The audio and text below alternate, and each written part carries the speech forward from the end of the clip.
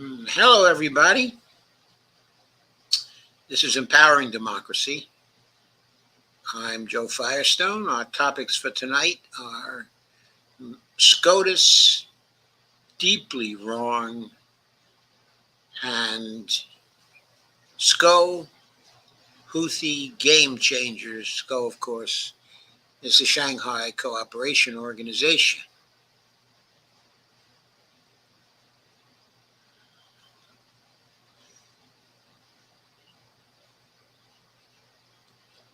So, I'm going to start right off tonight.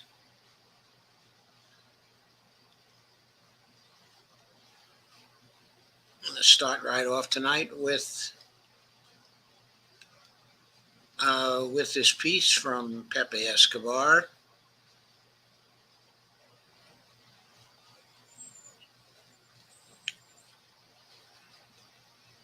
The title of it is Why the SCO Summit in Kazakhstan Was a Game Changer.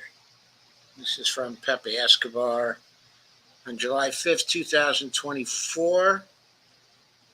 I picked it up at the UNC Review, the latest piece in the archive of Pepe Escobar's material.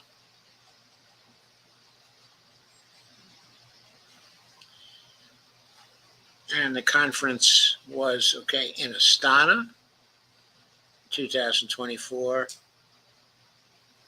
And here's a picture of all the people involved.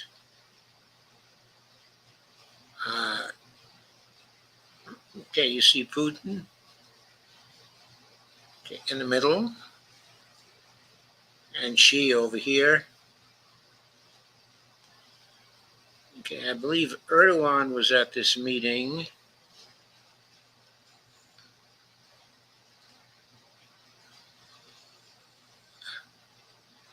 I'm looking for Erdogan.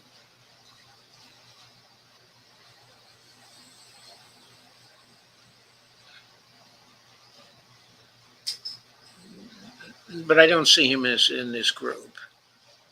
He may be here. I usually can recognize him pretty easily, but I don't see him there. Anyway, it's impossible to overstate the importance of the 2024 summit of the Shanghai Cooperation Organization, SCO, this week in Astana, Kazakhstan. It can certainly be interpreted as the antechamber to the crucial BRICS annual summit under the Russian presidency next October in Kazan.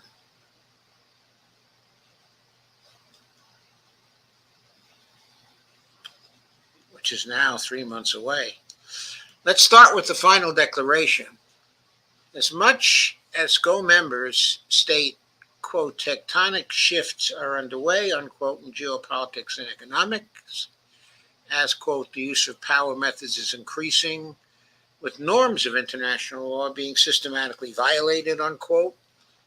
They're fully engaged to, quote, increase the SCO's role in the creation of a new democratic, fair, political, and economic international order, unquote. Well, there could not be a sharper contrast, says Pepe, with the unilaterally imposed, quote, rules-based international order, unquote. The SCO 10, with new member Belarus, are explicitly in favor of, quote, a fair solution to the Palestinian issue. They, quote, oppose unilateral actions. They want to create, an SCO investment fund, quote, Iran, via acting President Mohammed Makbar, supports the creation of an SCO common bank, just like the NDB, the New Development Bank in BRICS. Further, members that, quote, are parties to the Nuclear Non-Proliferation Treaty stand for compliance with its provisions, unquote. And crucially, they agree that, quote, interaction within the SCO may become the basis for building a new security architecture in Eurasia, unquote. Excuse me a second.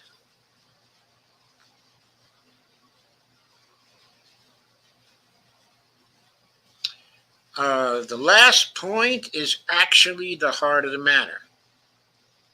That's proof that Putin's proposal last month in front of key Russian diplomats was fully debated in Astana following Russia's strategic deal with the DPRK, that's Democratic People's Republic of Korea, a de facto linking security in Asia as indivisible with security in Europe. That is something that remains and will continue to remain incomprehensible for the collective West. A new Eurasia-wide security architecture is an upgrade of the Russian concept of a greater Eurasia partnership involving a series of bilateral and multilateral guarantees, and in Putin's own words, open to, quote, all Eurasian countries that wish to participate, unquote, including NATO members. That seems like a nod to Turkey, that last. The SCO should become one of the key drivers of this new security arrangement, in total contrast with the, quote, rules-based order, unquote, this alongside the CSTO, the CIS, and the Eurasian Economic Union, the EAEU. The roadmap ahead, of course, includes socioeconomic integration and the development of international transport corridors from the INSTC, that is Russia, Iran, India, to the China-supported, quote, the middle corridor, unquote. But the two crucial points are military and financial, to gradually phase out the military presence of external powers, unquote, in Eurasia, and to establish alternatives to, quote, Western-controlled economic mechanisms, expanding the use of national currencies in settlements, and establishing independent payment systems, unquote. Translation: the meticulous process conducted by Russia to deliver a fatal blow to Pax Americana is essentially shared by all SCO members. Welcome to SCO Plus. President Putin laid down the basic tenets further on down the road when he confirmed, quote, the, quote, commitment of all member states to forming a fair world order based on the central role of the UN, and commitment of sovereign states to mutually beneficial partnership, unquote. He added, quote again, the long-term goals for further expansion of cooperation in politics, economy, energy, agriculture, high technologies, and innovation are stated in the Project of Development Strategy of SCO till 2035, unquote. That's a quite Chinese approach to long-term strategic planning. China's 5-year plans are already mapped out all the way to 2035. President Xi doubled down when it comes to the leading Russia-China strategic partnership. Both should strengthen, quote, comprehensive strategic coordination, oppose external interference, and jointly maintain peace and stability, unquote, in Eurasia. Once again, that's Russia-China as leaders of Eurasia integration and the drive towards a multinodal world, italics mine, nodal with an N, quote unquote. The summit in Astana showed how the SCO has really stepped up the game after incorporating India, Pakistan, and Iran and now Belarus as new members, plus establishing key players such as Turkey, Saudi Arabia, the UAE, Qatar, and Azerbaijan as dialogue partners, and strategic Afghanistan and Mongolia, okay, as observers. It's a long way from the original Shanghai Five, Russia, China, plus three Central Asian stands, setting up the organization back in 2001, essentially as an anti-terrorism separatism body. The SCO has evolved into serious geoeconomic cooperation, discussing in detail, for instance, supply chain security issues. The SCO now goes way beyond the heartland-focused economic and security alliance, as it covers 80% of the Eurasian landmass, accounts for more than 40% of the world's population, boasts a 25% share of global GDP and rising, and generates global trade value of over $8 trillion in 2022, according to Chinese government numbers. Add to it, SCO members hold 20% of global oil reserves and 44% of natural gas reserves. So it's no wonder that a key development this year at the Palace of Independence in Astana was the first meeting of the SCO Plus under the theme, quote, strengthening multilateral dialogue, unquote. A real who's who of SCO partners was there, from the president of Azerbaijan, Ilham Aliyev, Emir of Qatar, Sheikh Tamim bin Hamad Al Thani, and President of Turkey, Recep Tayyip Erdogan, to member of the Supreme Council of the Emirates, Sheikh Saudi bin Sakr Al Qasimi, Chairman of the People's Council of Turkmenistan, Gurbanguly Berdimuhamedov, UN Secretary General Antonio Guterres, and SCO Secretary General Zhang Ming. Russia's bilaterals with many of these SCO Plus actors were quite substantial.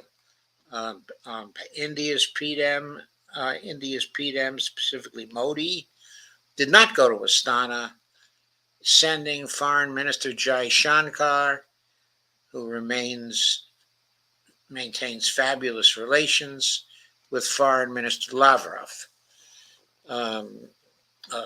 With respect to Modi, he was reelected to his third term last month and is up to his neck working the domestic front, with his BJP now commanding a much narrower majority in parliament.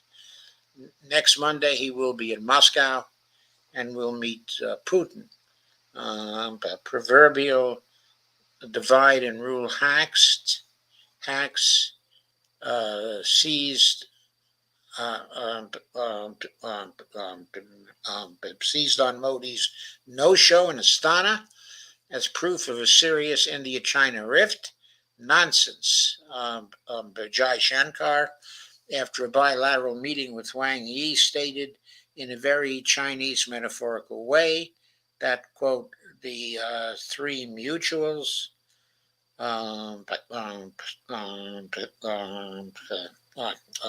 mutual respect,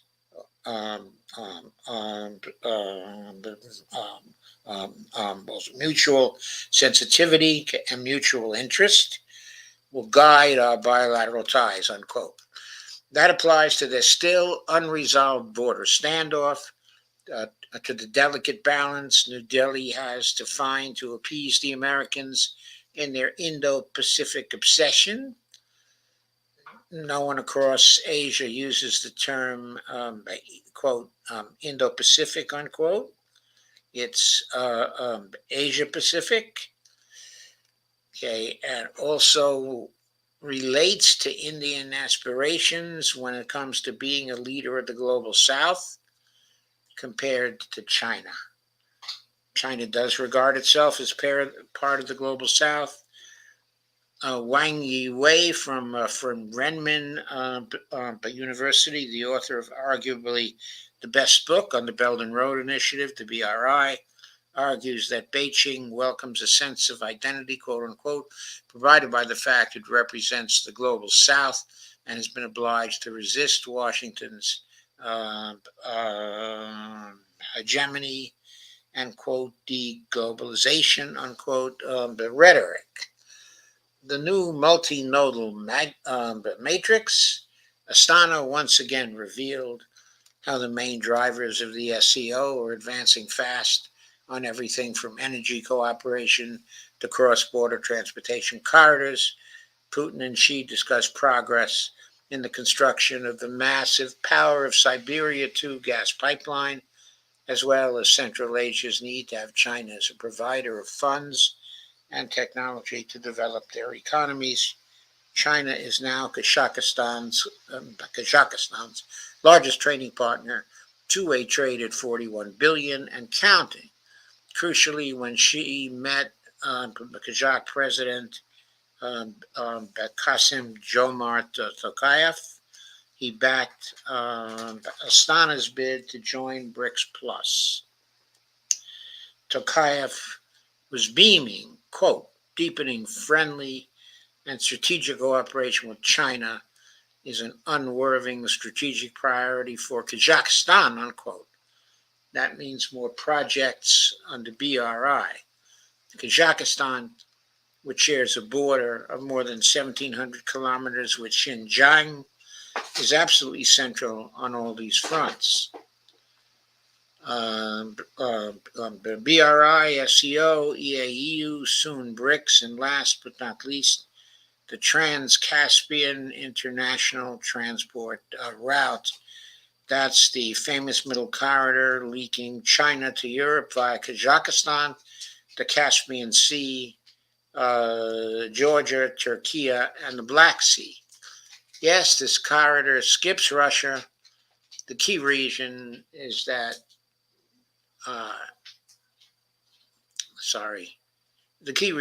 Chinese and European traders are terrified of American secondary sanctions.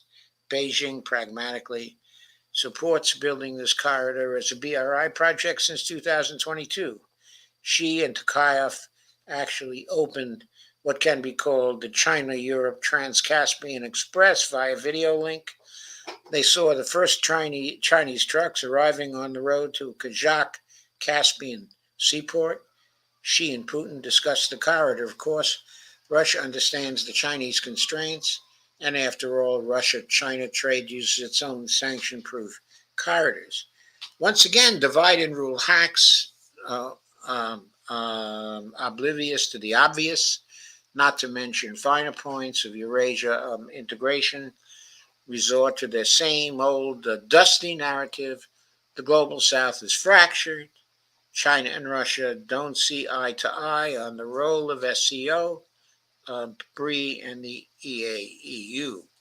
Nonsense again, says Pepe. All fronts are progressing. In parallel, the SCO Development Bank was initially proposed by China. The Russian Ministry of Finance, which is a mammoth organization with 10 vice ministers, was not so keen on the grounds that Chinese capital would flood Central Asia. Now that's changed, as Iran, which has strategic partnerships with both Russia and China, is quite enthusiastic. The strategically important China-Kyrgyzstan-Uzbekistan railway BRI project, developed slowly, will now be on overdrive by a mutual Putin-Xi decision. Moscow knows that Beijing, fearing the sanction tsunami, cannot use the Trans-Siberian as the main overland trade route to Europe. So the new Kyrgyzstan-Uzbekistan railway is the solution, reducing the journey to Europe by 900 kilometers. Putin personally told Kyrgyz President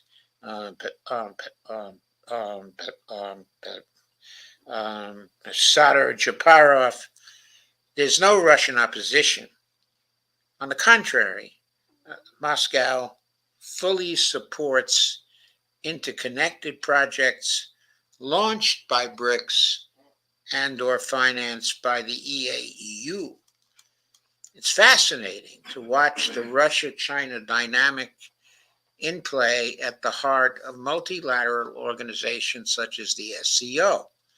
But Moscow sees itself as a leader of the coming multipolar order, even if it does not consider itself technically as a member of the global South. Lavrov insists on, quote, a global majority, unquote.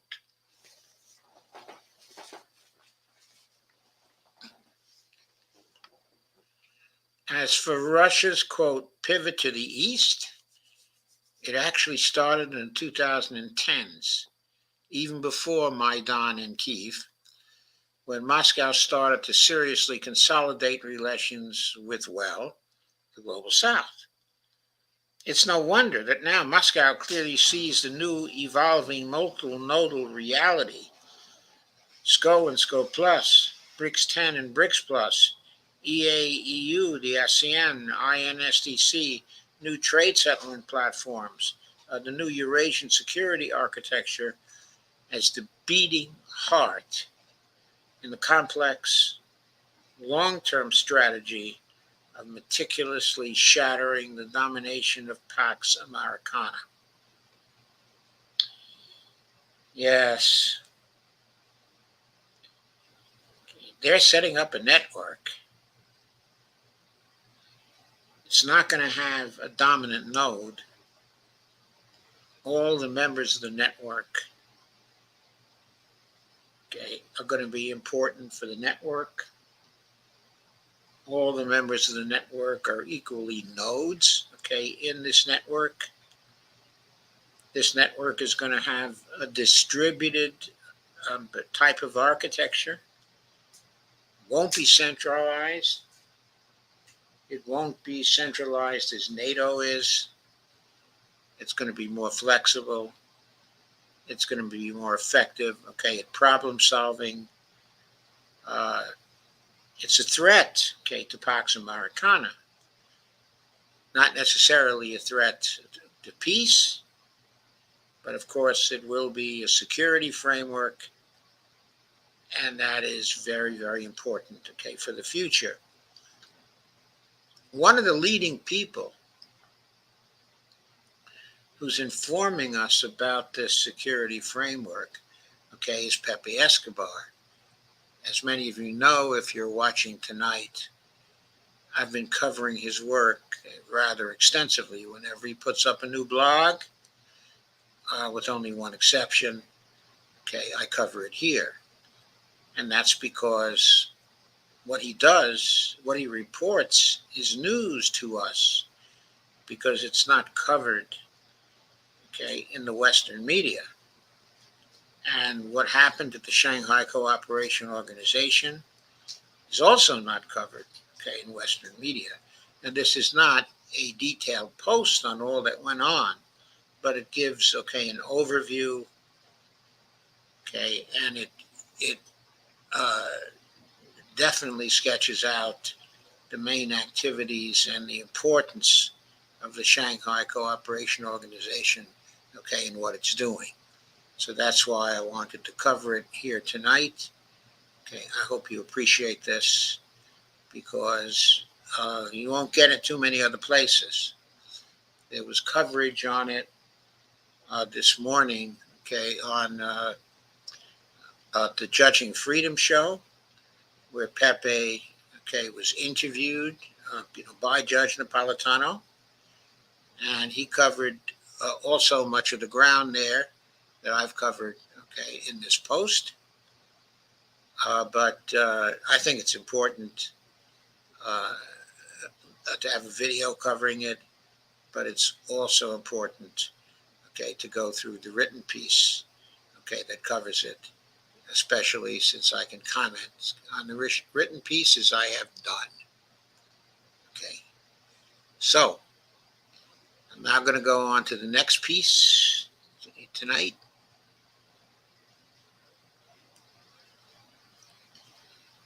That is also about the international system and game changes in the international system. The title of this one is The Houthis Hypersonic Missile is a Game Changer, okay, in the Red Sea. I covered a previous article on this. On Around the World with Dee and Friends, okay, a few nights ago. But this is a different and more detailed article on the Houthis hypersonic missile is a game changer, okay, in the Red Sea. So I'm going to go on with it here. Here's the screenshot captured from a video released by Yemen's Houthi group on June 26, 2024. Shows that a hypersonic missile is launched from an undisclosed desert area in Yemen. This photograph is from Xinhua. Is this Iran's revenge? Is this how Iran pays back Israel for bombing its consulate in Damascus in late March by providing the Houthis with hypersonic missiles to fight the, quote, great Satan, unquote? Well, I think this could be Iran's real revenge. If so, very concrete, okay, and also very clever. Let's go on. On June 26, Yemen's Houthi rebels launched an attack on a commercial ship in the Arabian Sea, not in the Red Sea now, in the Arabian Sea, using a long-range, solid-fuel, hypersonic ballistic missile. It was the first time the group had used the state-of-the-art missile in its military operations. The significance of the development cannot be overstated. Hypersonic missiles, which feature technological advances that are still unavailable in the West, are more accurate, harder to shoot down, and travel longer distances than earlier models. And I can't remember whether I stated the author of this piece, but it also came from uns.com, okay, and it's Mike Whitney, who's the author. Sorry, I neglected to mention his name before. It was the first time. Oh, okay, I read that. So these unique cutting-edge weapons are a force multiplier that gives the Houthis a decided advantage. In future attacks in the Red Sea and beyond, they will allow the Houthis to tighten their grip on commercial traffic while putting U.S. warships at greater risk. They will also significantly improve the Houthis' chances of prevailing in their war with the United States and its coalition partners. This is from an article at the Maritime Executive, quote, the Houthis are asserting that they have launched for the first time a hypersonic missile which was used to target, okay, an MSC container ship far out in the Gulf of Aden. For the first time, the identity of the missile that targeted the MSC Sarah 5 in the Arabian Sea was being revealed, according to a posting by the Houthi spokesman Yahya Saree. Quote, it is a locally made hypersonic missile that possesses advanced technology, is accurate in hitting, and reaches long ranges, unquote. Media reports in March said the Houthis had begun manufacturing their hypersonic missile capable of reaching Mach 8, the report said, that it would be used to threaten shipping further into the Indian Ocean. The video, Houthis claim first launch of hypersonic missile targeting an MSC ship. Okay, that's a container ship, of course. And this is from the Maritime Executive, that quote. First of all, the Houthis do not have advanced missile production facilities, so whatever hybrid ballistic missile they are presently using in their military operations, they did not manufacture it themselves. That statement by Mike Whitney is in conflict with the claim by the Houthi spokesperson that it is a locally made hypersonic missile. So that conflict hopefully will be cleared up somewhere, though maybe not in this article. Secondly, experts suggest that the missile that was fired in the Arabian Sea incident earlier in the week was probably a version of the Iranian-made Fatah 1, which can travel at speeds of up to Mach 3 or 3 times the speed of sound. The Fatah 1 represents a significant upgrade from the missiles the Houthis have been using, but they do not pose the same grave threat to commercial shipping as advanced, cutting-edge hypersonic ballistic missiles. State-of-the-art solid-fuel hypersonic missiles are in the class of their own. Some of them travel at speeds that exceed Mach 5, and are highly maneuverable and able to change course during flight. Here's some background. The ability to launch highly maneuverable weapons at hypersonic speeds gives any country a considerable advantage because such weapons can evade just about any defense system currently in use. Doesn't matter what the threat is. If you can't see it, you can't defend against it. General John Hyten, the former vice chairman of the U.S. Joint Chiefs of Staff, told an audience in Washington in January 2020. As the commander of the U.S. Strategic Command in 2018, Hyten said, "We don't have any defense that could deny the deployment of such a weapon against us. Our defense is deterrent capability." This is from an article, unquote. This is from an article. What are hypersonic weapons and who has them? Okay, this is from the Voice of America. You see here on this map, the Red Sea with all the attacks by the Houthis in it. Also the Gulf of Aden with the Houthis attack. As well.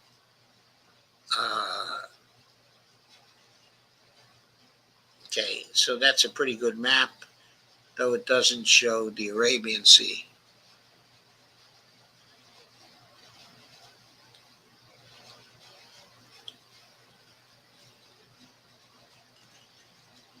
These, quote, advanced weapons at their disposal.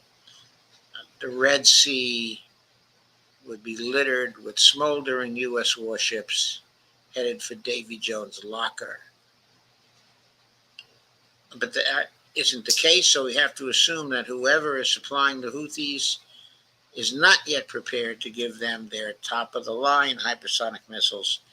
Here's an article. Here's more from an article at Business Insider, quote, Marcus Schiller, director of ST Analytics, a Munich-based consulting firm that researches missiles and space technology, told Business Insider that the missile was likely designed, in Iran, quote, definitely something from the Iranian Fatah family of missiles, which date back to the 1990s and were continuously advanced since then, unquote, Schiller said. Tehran has recently touted the latest versions of its Fatah missiles as hypersonic. Houthi rebels say they fired a new, quote, homemade hypersonic missile, unquote, posting footage, of its launch at a civilian ship, Business Insider. It's actually better. The Houthis do not have the best of the ballistic missiles available. After all, the point of their blockade is not to obliterate U.S. warships and kill thousands of people, but to persuade Israel to allow humanitarian aid into Gaza by applying pressure to the Israeli economy. In truth, the success of the Houthi strategy is largely attributable to the fact that it has been mostly peaceful which is why their cause has garnered support from people around the world. If they change their MO and start blowing ships out of the water right and left, popular support will vanish overnight. This is from an article at Foreign Policy. Quote, 8 months on, the disruption to shipping has suddenly gotten a lot worse. In late June, Houthi attacks sank a ship, the second since they began their attacks, and damaged another. The list of attempted and successful attacks is a year-to-date litany. U.S. Central Command's public messaging is a near-daily drumbeat of reports of U.S. vessels swatting away drones, missiles, and uncrewed surface vessels. The Houthis, who've used anti-ship missiles to great effect, are now increasingly resorting to those surface drones, including the Houthis' blowfish. The deployment and constant interceptions have eaten into the U.S. Navy's own magazines. Congressional aide said the United States has been producing nearly enough of the standard air defense missiles used by U.S. escort ships in the Red Sea to shoot down Houthi drones and missiles. Quote, as long as the burn rate remains as precipitously high as it's been over there, we're in a bit more of a precarious position, unquote. One aide said, speaking on condition of anonymity, to talk candidly about the U.S. shortfalls, ammunition. Why can't the U.S. Navy and its allies stop the Houthis? This is from Foreign Policy, that quote. You can sense the frustration in the author's analysis, and you can understand why Washington does not want to get bogged down in the Red Sea, fighting an insurgent group that poses no national security threat to the U.S. No, nor does Biden want to commit more resources or ground troops to an effort that does not advance America's broader geopolitical ambition of rolling back Russia's operation in Ukraine or containing China. In short, the fracas in the Red Sea is generally perceived to be a nuisance that U.S. foreign policy honchos wish would just, quote, go away, unquote. But instead of going away, it's getting worse, which is forcing Biden to make choices he doesn't want to make. This is from an article, The G Captain. Quote, a naval force deployed by the European Union to protect vessels in the Red Sea needs to more than double in size because of escalating attacks by Iran-backed Houthi rebels, the head of the operation said. 4 EU vessels have been patrolling the waters off the coast of Yemen since February. In that time, they've provided, quote, close assistance, unquote, to 164 ships, shot down more than a dozen unmanned aerial vehicles, and destroyed 4 anti-ship ballistic missiles. Rear Admiral Vasilios Graparis said in an interview on Wednesday, the Yemen-based Houthis has roiled global shipping, forcing many vessels to sail thousands of miles around southern Africa. Instead, despite the EU operation and US and UK bombing that began in January. Quote, there are daily about 40 or 50 ships going up and down the strait, so it needs a significant amount of ships to be able to provide this close protection, unquote, he said. Quote, there are cases where we're not able to provide this close protection, but we try and cope with the volume, unquote. U.S. and UK bombing campaigns have failed to stop but the attacks and instead led to vessels associated with the two countries being targeted more often. The Houthis have warned of an expanded operation to potentially attack ships in the Mediterranean Sea. God, we don't believe that hitting the Houthis might solve the problem, he said, unquote. He said, and quote again, some other countries tried similar actions some years ago, and some other countries still do, and we see that it is not contributing to the solution to the problem. Fending off Houthis requires double the fleet, EU force says. That's from G Captain. Okay. This is a picture of the Houthi attack on MV Tudor. Think about what the author is saying. He's saying the current approach is not working, so we should double down on the same strategy. Isn't that the definition of insanity?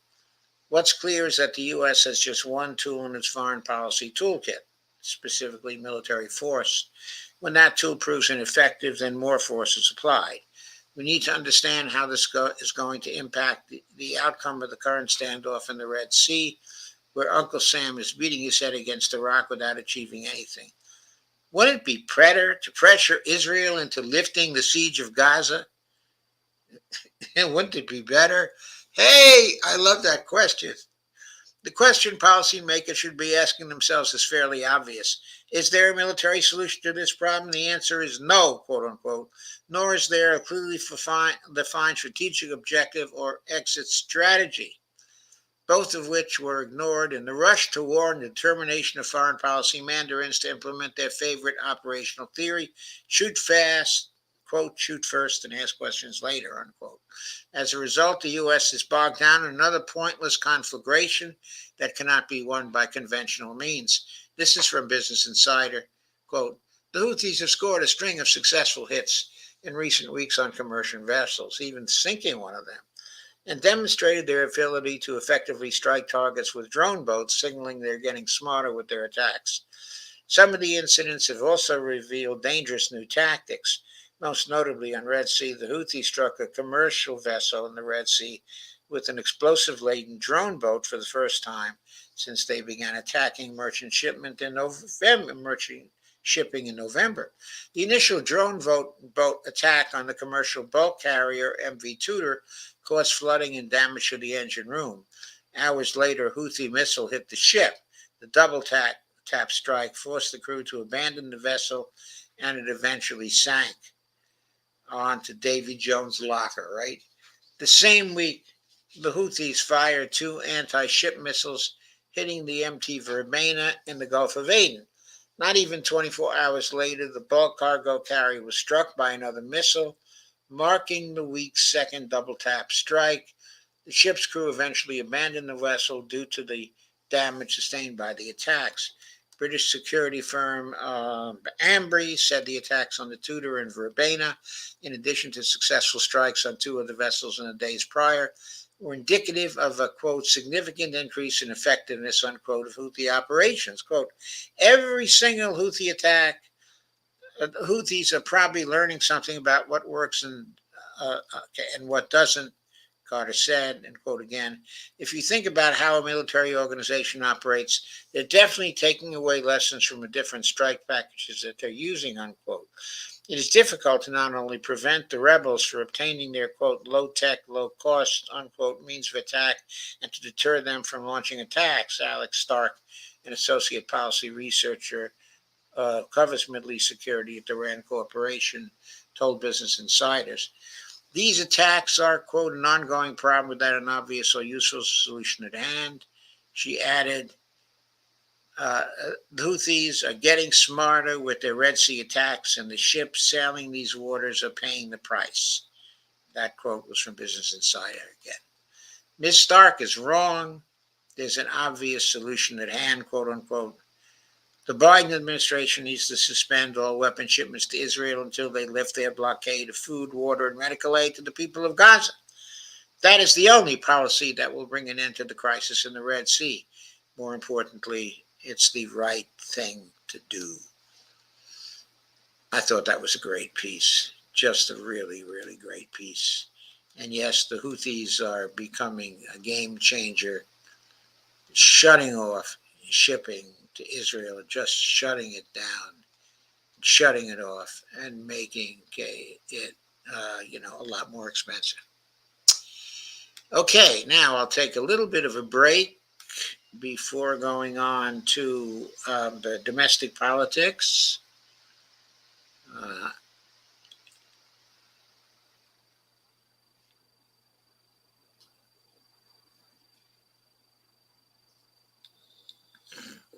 The Autobahn.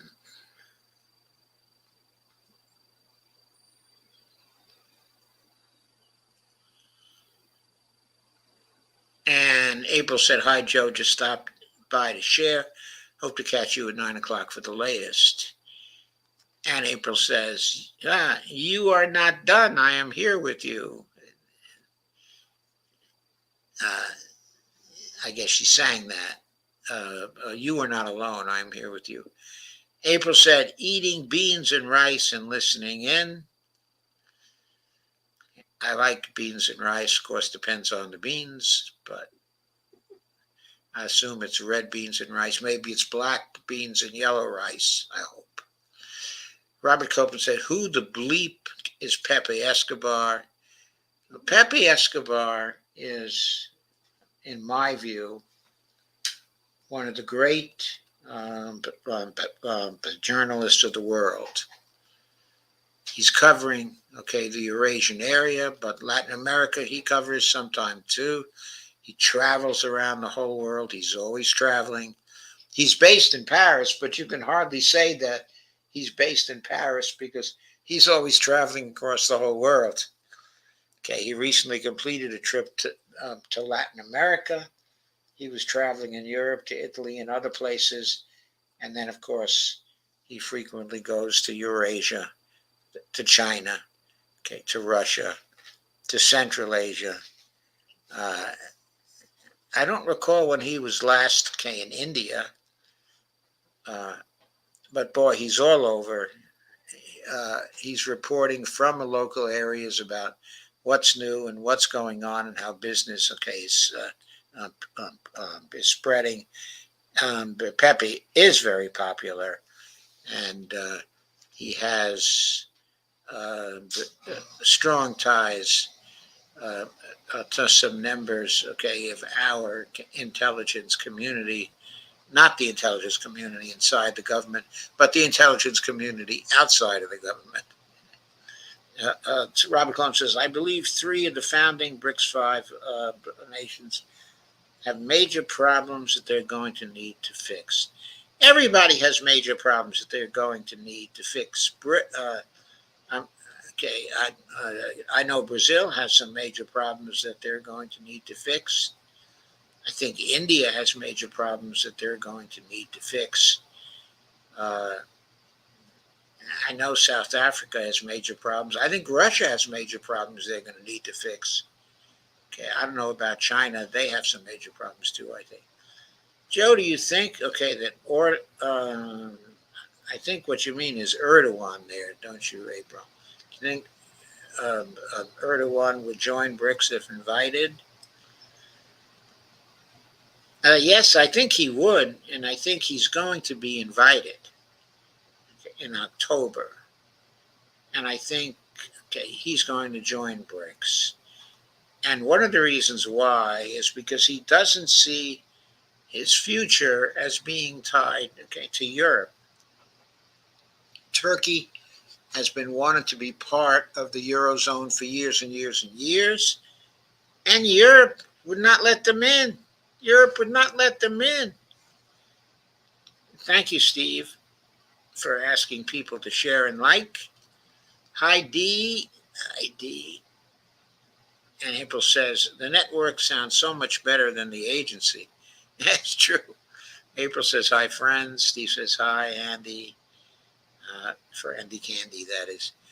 And Robert says, China has a declining birth rate, aging population, and several really large companies like Country Garden and Evergrande, among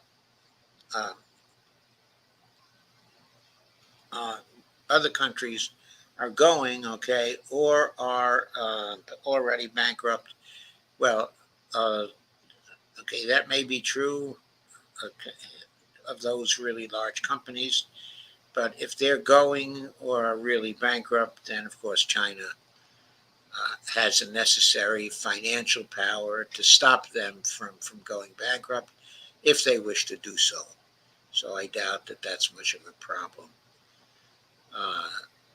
April says, Iran lost a high-tech battleship. Did you get to see that? No, I did not. April says, but it was due to natural causes, not war or attacks, by anyone? What were the natural causes, April? Steve says, China's developing humanoid robots to replace its human population. Is that why they're developing the robots? Somehow, I don't think the Chinese leaders are interested in replacing the human population of China. I think, Steve, that's probably your answer to the idea that uh, that China has, declining birth rate. Of course, it has a declining birth rate. China is developing. It's developing very, very fast. And when nations develop very, very fast, they get a declining birth rate. Robert Copeland says India has too many people living in severe poverty, and raising global warming will, of course, cause even more people in India to die. Yes, India has many people living in severe poverty, but you know what? It's developing very rapidly too, and it's likely to have a declining birth rate. And Robert says Russia economy could collapse due to sanctions by Western companies because of the war against Ukraine. Robert, uh, don't take that seriously, really. There is not a serious threat of the Russian economy collapsing due to sanctions by the Western companies, because China has replaced its Western markets.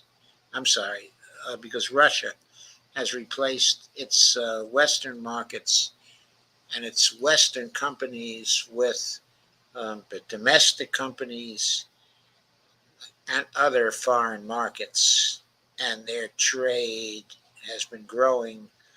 Russia has been growing. Russia is growing right now at a faster rate, okay, than the United States. So I won't worry about the economy collapsing. Okay, in Russia, Russia also has some MMT knowledge in the background somewhere. I don't think they're about to collapse. I think they are about to boom, totally boom. April says, did, sorry. I remember reading some time ago that Business Insider is a German outlet, but not that it probably matters. I don't know. They originally certainly were an American outlet. Whether they were bought by a German firm or not, I don't know. But they are a very, very good publication, very good on the economics. Evelina says Pepe is a great geopolitics analyst, but it irks me some how little he looks at the Middle East, Africa, and last and least, the way he looks, okay, at Latin America. But, well, he's really only one man, but he has posts on the Middle East, okay, in Africa, and also Latin America. He just completed a trip back home to Latin America not long ago, and he had a number of posts about it. Yeah, Latin America least. Well, the reason why is because there's so much news that's going on in, Eurasia. Okay, and nobody in Western media is reporting on that. Where in Latin America was he? He was in Brazil. He's a Brazilian. That's where he comes from. So he went home and he stayed there for 3 weeks to a month. And that's where he spent his time. I don't know if he went anywhere else in Latin America. He may have gone to Cuba for a day or two, but I forget. April says it's sweet, Chinese wild rice, black in color. Oh, wow. Highly nutritional, and off-brand pork and beans. Sounds wonderful, April. Sounds wonderful. With whom did he meet? I'm not sure. We would have to look back at his blogs and find out. But his blog archive is at unz.com, and you could pull that up, and you can find his posts that were filed there. Okay, Evelina. And you could read them. I covered them when he did the posts, but frankly, I've covered so much of him, okay, and so many other posts that memory fails me on the question of who he met with. But I'm sure he met with some very important sources, because he has important sources everywhere he goes. Robert Copeland says no country has a battleship in service now. April says, I think it got stuck in the sand. I forgot what it's called, and when I tried to pull it out, it tipped over and sank. Oh my God, that's awful. Robert Copeland says, Russian military weapons that are being sold to other countries is declining, and that started happening before Ukraine. Well, okay, so it's declining. Fine.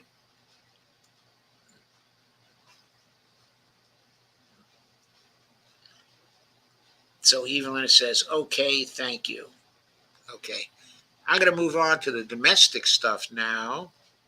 I know it's a radical shift right now, but I can't stop covering stuff on the Supreme Court at present and what to do about the Supreme Court, because what they had, what the Supreme Court has been done is so unacceptable. It has to be fixed fast. We cannot live with it. We just cannot live with it. It undermines democracy so badly. April says, it's all I had on deck for dinner and it fulfilled the purpose. Steve says, beans and rice is all you need and some fruits. Thank you, Steve. Okay, I think you also need some cruciferous vegetables, though. I'll put in an or for cruciferous vegetables. Anyway, back to the domestic front. There I want to cover.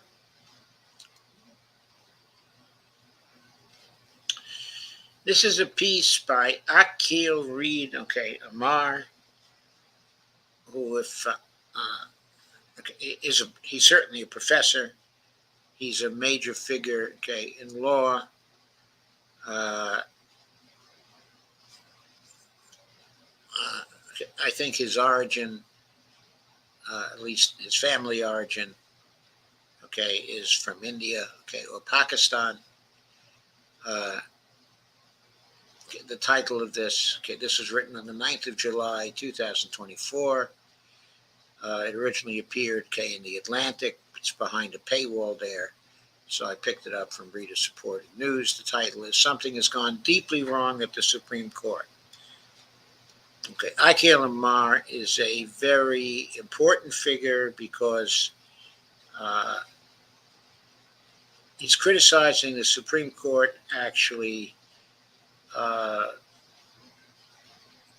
from a judicial point of view that is a conservative, okay, for the most part.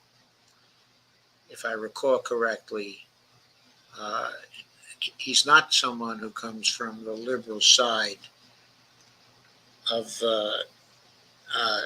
thinking about the judiciary. He says, forget Donald Trump.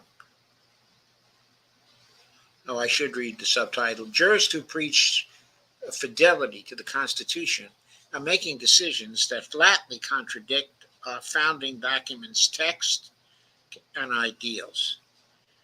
And that is really the main idea behind this piece. Forget Donald Trump. Forget Joe Biden. Think instead about the Constitution. What does this document, the supreme law of our land, actually say about lawsuits against ex-presidents? Nothing remotely resembling what Chief Justice John Roberts and 5 associate justices declared in yesterday's disappointing Trump versus United States case decision. So originally he wrote this on July 2nd, I guess. It's dated the 6th of July, 2024 in this publication. The court's curious and convoluted majority opinion turns the Constitution's text and structure inside out and upside down, saying things that are flatly contradicted by the document's unambiguous letter and obvious spirit. Imagine a simple hypothetical designed to highlight the key constitutional clauses that should have been the court's starting point. In the year 2050, when Trump and Biden are presumably long gone, David Dealer commits serious drug crimes and then bribes President Jane Jones to pardon him. Is Jones acting as president in her official capacity when she pardons Dealer? Of course, she is pardoning qua president. No one else can issue such a pardon. The Constitution expressly vests this power in the president. Quote, the president shall have power to grant reprieves and pardons for offenses against the United States.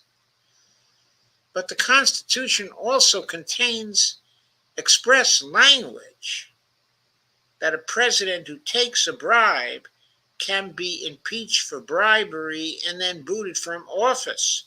Quote, the president shall be removed from office on impeachment for and conviction of treason,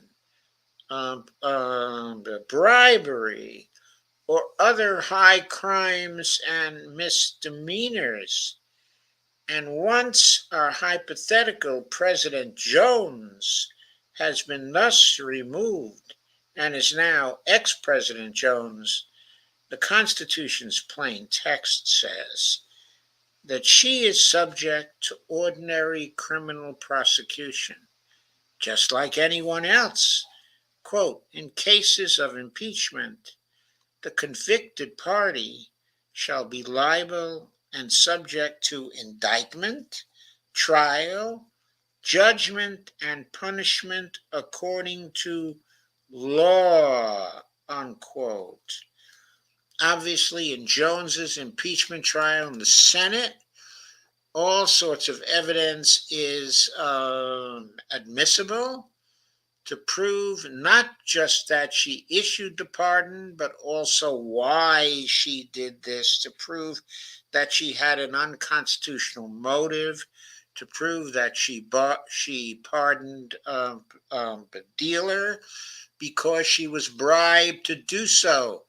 Just as obviously in the ensuing criminal case, all of this evidence surely must be allowed to come in.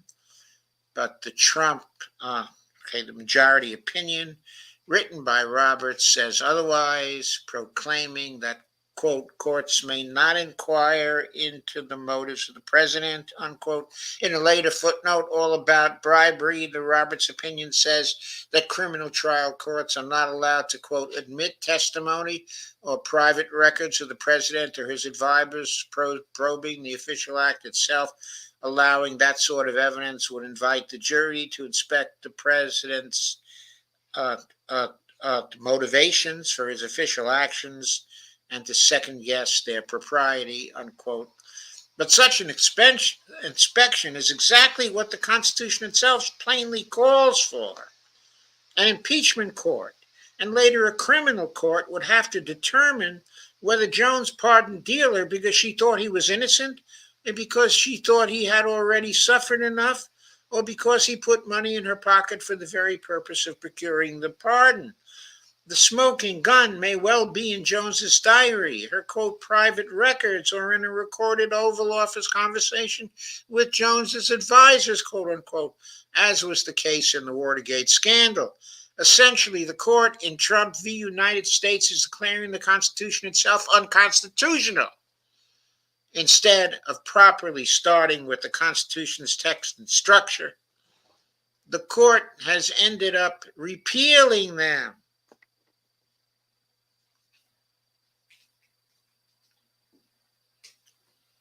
So, Professor Amar, is a textualist himself. He's one who sets up high the text of the Constitution, the structure of the Constitution. He's critiquing what the Supreme Court did from a textualist premise. The Roberts Court conservative justices are supposed to be people who hold the text of the Constitution up high. They're supposed to be fundamentalists when it comes to reading the Constitution.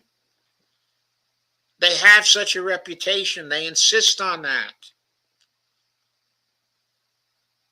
In fact, it's an interesting question to consider. If Justice Scalia was still on the court, would he be upholding this decision, or would he be in opposition on grounds that there's nothing in the Constitution that suggests this? Instead of properly starting with the Constitution's text and structure, the court has ended up repealing them. Very significant statement, by Akhil, Amar. In a quid pro quo bribery case, specifically money for a pardon, Roberts apparently would allow evidence of the quid, the money transfer, and evidence of the quo, the fact of a later pardon, but not evidence of the pro, evidence that the pardon was given because of the money, that the pardon was motivated by the money. This is absurd. It is. It's absurd. In the oral argument this past April, one of the court's best jurists posed the issue well. Quote, giving somebody money isn't bribery unless you get something in exchange. And if what you get in exchange is an official act, how does the case go forward, unquote? The answer, of course, is by allowing evidence of all three legs of the bribery stool: the quid, the money; the quo, the official act; and the pro, the unconstitutional and vicious motive. Yet Roberts' majority opinion entirely misses the thrust of this oral argument episode. This is astonishing, because the impressive jurist who's shown in this oral exchange was none other than the Chief Justice himself, John Roberts. Meet John Roberts. And please meet the John Roberts who has long believed that the judiciary shouldn't be partisan. Over the course of his career, Roberts has repeatedly said that there are no Republican justices or Democratic justices, no Trump justices or Obama justices or Biden justices. There are just justices, period. Yet the court in Trump versus the United States split along sharply partisan lines. 6 Republican appointees, 3 of whom were named to the court by Trump himself. 3 Democratic appointees. Roberts failed to pull these sides together.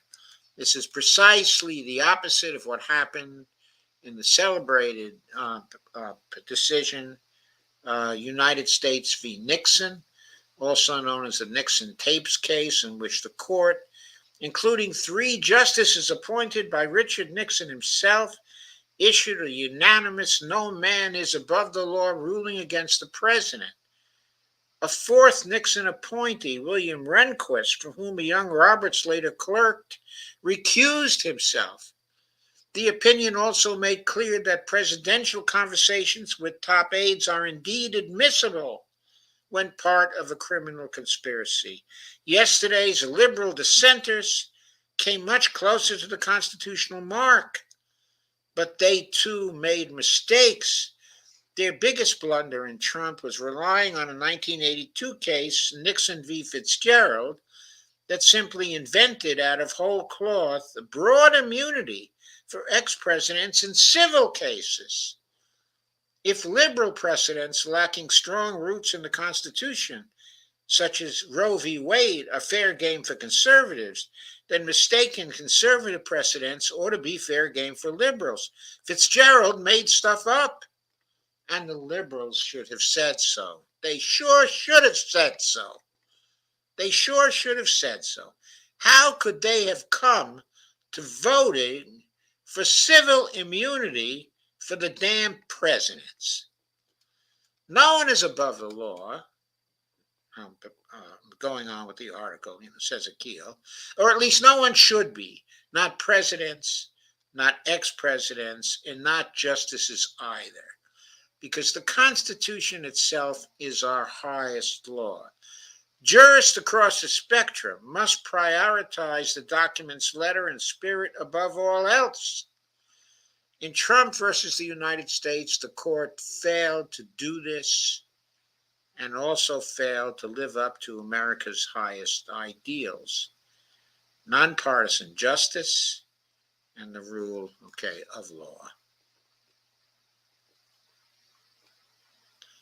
I thought that was a brilliant, brilliant piece calling out the justices of the Supreme Court. And it's one of the most important pieces out there because it proceeds from a textual basis and shows the conflict with the text of the Constitution.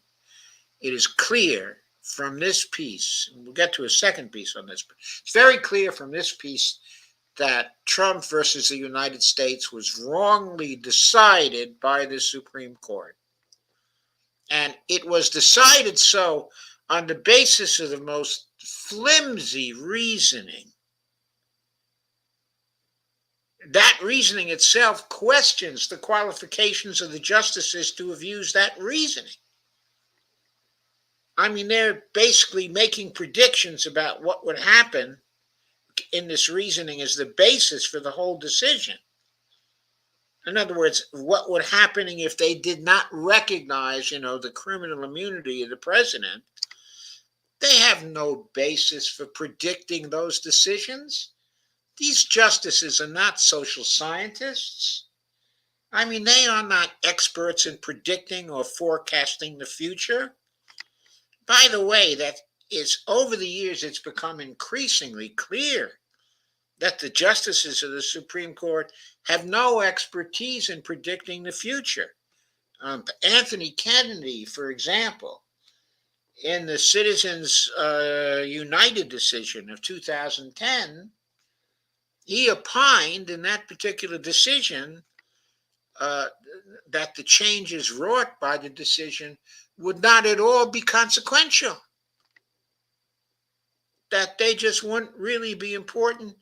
There would be very little changes in political behavior due to the consequences of the decision.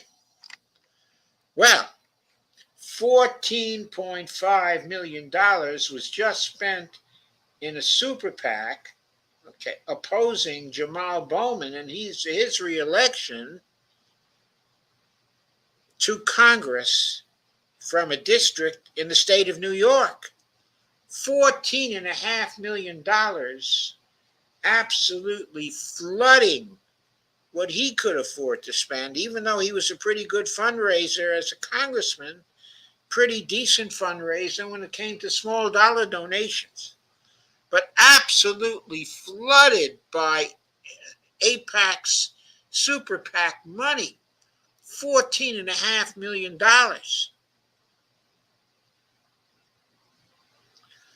Across the whole country, our foreign policy is being seriously impacted by AIPAC's political action when it acts as a political action committee, and its super PAC, the United Democracy Project.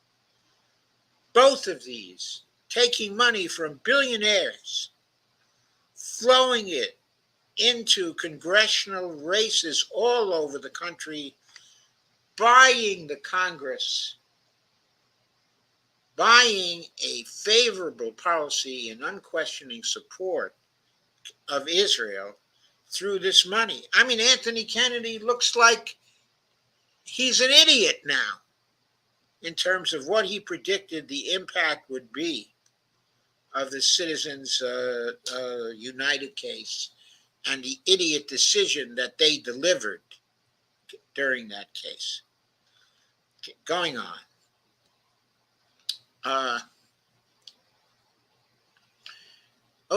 So I'm going to talk later about what it means that this decision was an explicit textual conflict with what the Constitution says. This article is so important because it points that up. It makes it very explicit. I'll discuss later what I think the meaning of that is. Now, getting to another article from Reader Supported News, which I took from there because it originally appeared where?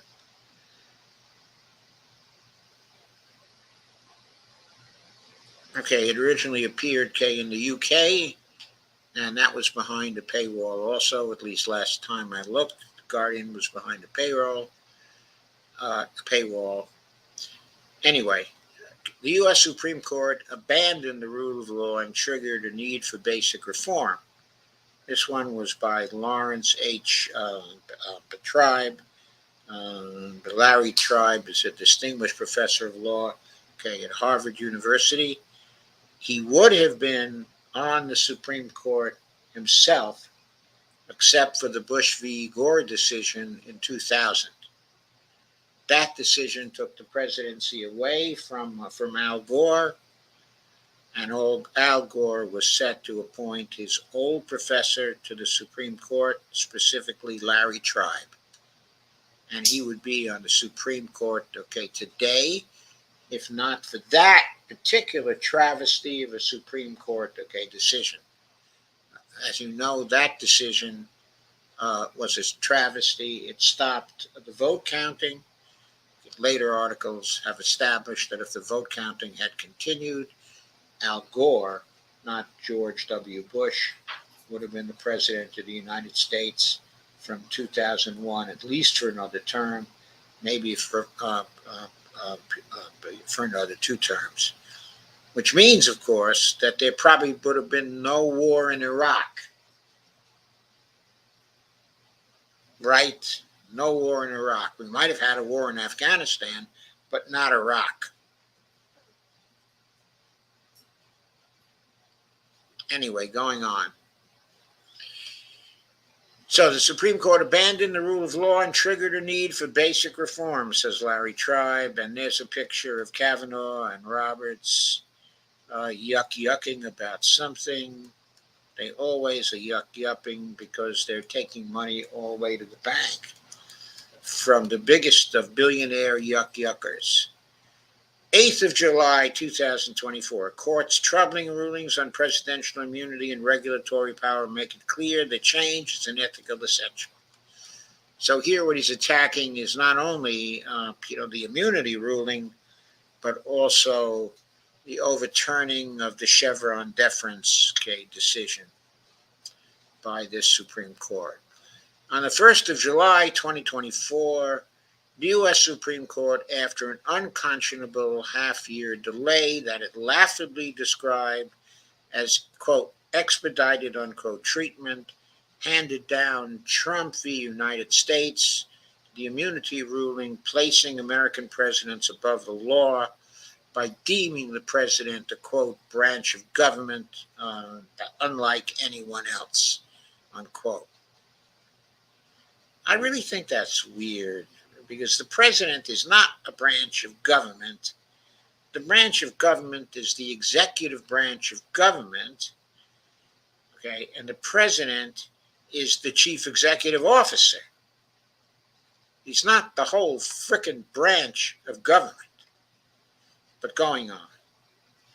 The court's delay guaranteed that Donald Trump would face the electorate in 2024 without first confronting a jury of his peers, instructed to decide and thus inform voters whether he was guilty of trying to overthrow the 2020 election.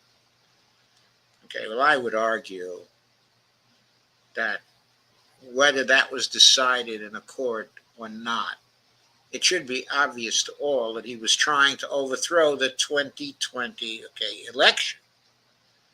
There may be a lot of questions over whether he was trying to incite that particular the riot, but he was definitely trying to overthrow the results of the election, the 2020 election, and the issue was litigated in the courts across the land, and he lost every one of those cases. I forget how many cases there were, 34 cases, 40 cases, 36 cases. I don't know, but he lost them all in court, didn't win a single one.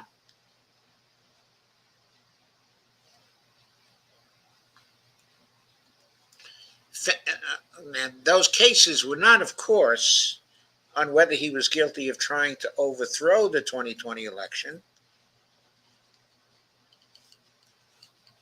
But what those cases did was to establish that all his efforts were illegal. And all his efforts certainly pointed to the conclusion that he was trying to overthrow the 2020 election. So, from a practical point of view, or the point of view of a voter, that conclusion could hardly be avoided, that he was trying to overthrow the 2020 election. Famously, the English immigrant Thomas Paine advocated that we revolt against the crown to form an independent country and frame a constitution to prevent the rise of a dictator, quote, who, laying hold of popular disquietudes, may collect together the desperate and the discontented and sweep away the liberties of the continent like a deluge, unquote. To that end, Paine asked, quote, where is the King of America, unquote? And he replied, quote, in America, the law is king. For as in absolute governments, the king is law. So in free countries, the law ought to be king, and there ought to be no other, unquote. From the first day he stepped into politics, Donald Trump has been trying to establish that he, and not the law, okay, is the king of America. That's my view anyway. In the court's majority opinion, Chief Justice John G. Roberts Jr. betrayed that promise and the Constitution that embodied it. He pretended that granting lifelong immunity from accountability to the nation's criminal laws didn't place the president, quote, above the law, unquote. In majestic circularity, he announced that the, quote, president is not above the law, unquote, because it is the law itself that implicitly contains that immunity to preserve the basic structure of the Constitution, excuse me, from which that law derives. But the idea that we need an unbounded chief executive to make the separation of powers work is grounded neither in theory nor in experience and contradicts the axioms of checks and balances. Worse still, the court's decision delivers, not a genuinely unbounded executive, but one bound by whatever limits the court itself invents as it fills in the gray areas in its anything but black and white ruling. So it's an imperial judiciary this court delivers in the guise of an imperial executive. Not surprising for a court that just last week dismantled the administrative state by substituting itself for the panoply of expert executive agencies in Loper Bright Enterprises versus Raimondo. The three dissenting justices objected without rebuttal by the majority that no prior president had needed this novel immunity from generally applicable criminal laws to operate as an energetic, independent executive, an objective the court placed above all else. The majority professed worry about, quote, an executive branch that cannibalizes itself, with its successive president free to prosecute his predecessors, yet unable to boldly and fearlessly carry out his duties for fear that he may be next, unquote. But it said nothing to justify that worry or to explain how the newly concocted less than absolute shield of presidential immunity could hope to solve the problem it conjured. After all, if we elect presidents unprincipled enough to direct their attorneys generals to persecute their predecessors on trumped up charges of abusing their official powers, there's nothing to stop them from fabricating purely private and, under the court's new rule, non immune crimes by those predecessors. Beyond those glaring flaws in the majority's reasoning, Robert snidely accused the three dissenting justices of, quote, fear-mongering on the basis of extreme hypotheticals, unquote, that neither the majority opinion nor either of the two concurring opinions troubled to refute. What to make of the majority's confusing instructions to the court trying Trump for the federal crimes through which he is alleged to have sought to overturn the 2020 election and the lawful transfer of power for the first time in our history? Only Justice Amy Coney Barrett, partly concurring and partly dissenting, wrote in no uncertain terms what the majority should have made clear but didn't. Quote, the president's alleged attempt to organize alternative slates of electors is private and therefore not entitled to protection. While Congress has a limited role in that process, see Article 2, Section 1, Clauses 3 to 4. The president has none. In short, a president has no legal authority and thus no official capacity to influence how the states appoint their electors. The majority should have endorsed Barrett's brisk conclusion. Quote, I see no plausible argument for barring prosecution of that alleged conduct. So in other words, if Jack Smith now brings forward a prosecution based on the attempt to influence the electors, and it goes to trial and Trump is convicted and it eventually gets to the Supreme Court, then obviously the vote would then be at least 5-4 and not 6-3, because Amy Coney Barrett would find it obvious to move over to the other side in that finding. The majority also offered no cogent reason to disagree with Barrett that, quote, beyond the limits afforded by executive privilege, quote, the U.S. Constitution doesn't, quote, limit the introduction of protected conduct as evidence in a criminal prosecution of a president. As she and the three dissenters persuasively argued, the Constitution, quote, does not require blinding juries to the circumstances surrounding conduct for which presidents can be held liable, even if it does immunize them from prosecution on the basis of those circumstances. But bribery, a federal crime, makes the point perfectly. It's nonsensical to hold, as the majority does, that a president who performs an official act, like issuing a pardon in return for a bribe, may be prosecuted for the bribe, but may prevent the jury from learning about the backroom presidential conversation surrounding the pardon. The majority's rejoinder that the pardon itself may be introduced in evidence as an official record is no answer at all. Indeed, the whole journey on which the majority embarks is misdirected.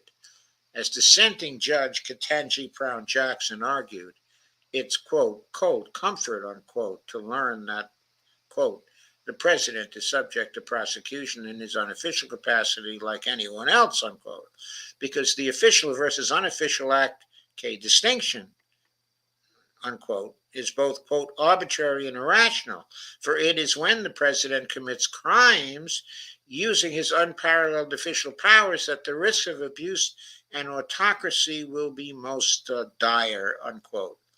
She is right that vesting the president with uniquely sweeping powers and duties, quote, actually underscores rather than undermines the grim stakes of setting the criminal law to the side when the president flexes these very powers, unquote. Okay. In other words, it's in the very area where the president's powers are so sweeping that the potential for subjecting him to the criminal law must be there as a deterrent to his exceeding the limits that should apply to those powers. I just added that too. That wasn't part of Larry Tribe's argument. I just added that. I'll let others sort through the tangled puzzles the court has left in its wake, absent meaningful guidelines distinguishing between the various categories of presidential conduct Kate enumerates. My main takeaways from this shameful decision are three. First, there is a compelling need for Supreme Court reform, including a plan to impose an enforceable ethics code and term limits and possibly create several added seats to offset the way Trump is president, not just Trump, but Mitch McConnell, stacked the court to favor his MAGA agenda. Second, we should start planning. Yes, because if the appointment of Merrick Garland, or the nomination of Merrick Garland, by Obama, had been confirmed in the Supreme Court instead of blocked, by Mitch McConnell, then we'd certainly have a 5-4 court, today, instead of a 6-3 court. Second, we should start planning for a constitutional amendment of the sort I have advocated in the New York Times to create a federal prosecutorial arm structurally independent of the presidency. Yeah, we'd have to do a constitutional amendment of that sort because such a prosecutorial arm would certainly create a fourth branch, of government. And third, but I think it might be a good idea, create such an arm to provide prosecutions for Congress people, for the president, for other members of the executive branch, and for the Supreme Court justices themselves. Well, he just says here independent of the presidency, but we probably need it for the Supreme Court themselves. We need a constitutional amendment adding to Article 1, Section 9's ban on titles of nobility and foreign emoluments, a provision expressly stating that nothing in the Constitution may be construed to confer any immunity from criminal prosecution by reason of a defendants having held any office under the United States. He's giving us the language here of the amendment, and a provision forbidding use of the pardon power to encourage the person pardoned to commit a crime that the president is unable to commit personally.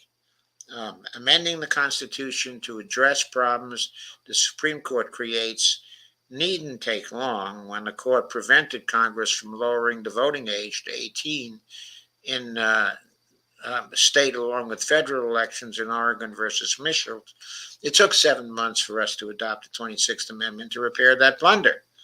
And the court can overturn its own egregiously wrongful decisions quickly, as it did in 1943 when it overturned a 1940 ruling letting states force children to salute the flag against their religious convictions in West Virginia Board of Education versus Barnett.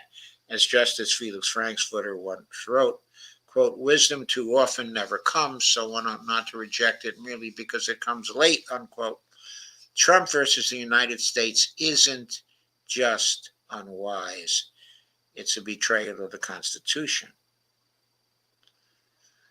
Overturning it should be an issue in this November's election. It should be an issue. It should be the primary issue. And given their role in creating this Supreme Court, the issue should be accompanied by insistence that no Republicans ought to be reelected to Congress in 2024, neither to the House nor to the Senate,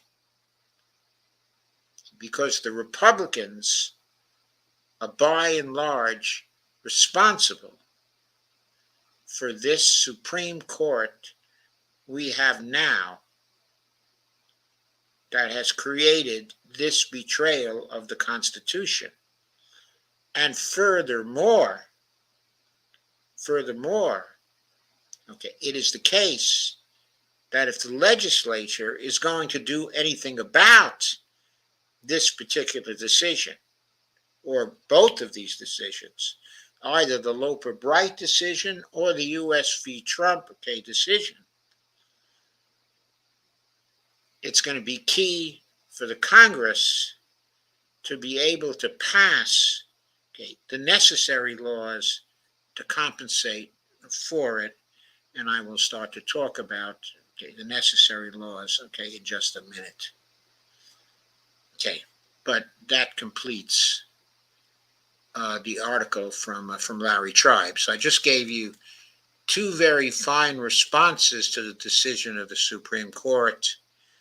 I think the Larry Tribe response, it was very, very important, of course, and its call to make this right by making it a big issue in the November election is very, very well taken. But I think that Akhil Amar's reasoning is also very, very critical, because it makes clear that this decision, this particular decision,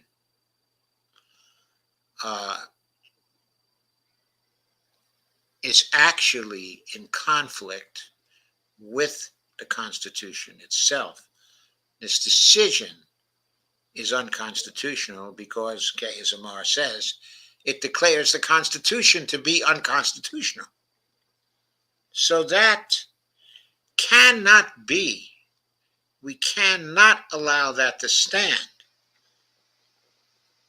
So what can we do about it if we get new majorities in January of 2025 that are made up, of non-Republicans? You understand here, I am not saying Democrats, because I do not intend to try to undermine Green Party candidates who are running for the Congress, or other third-party candidates who are running for the Congress who are clearly in support of the Constitution as it stands, the Constitution prior to these decisions by the Supreme Court.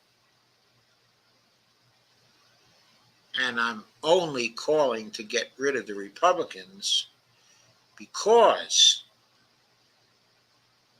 they were the people who confirmed the justices who brought forth these horrible decisions, not to mention the Dobbs decision,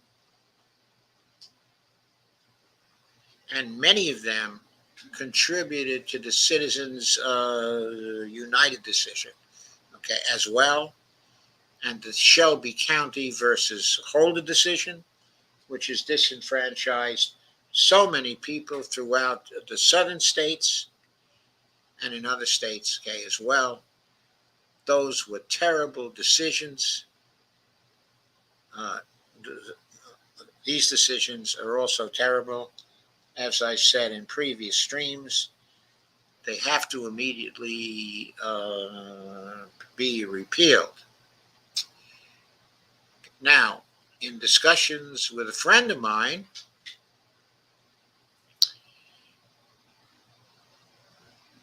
the following issue came up.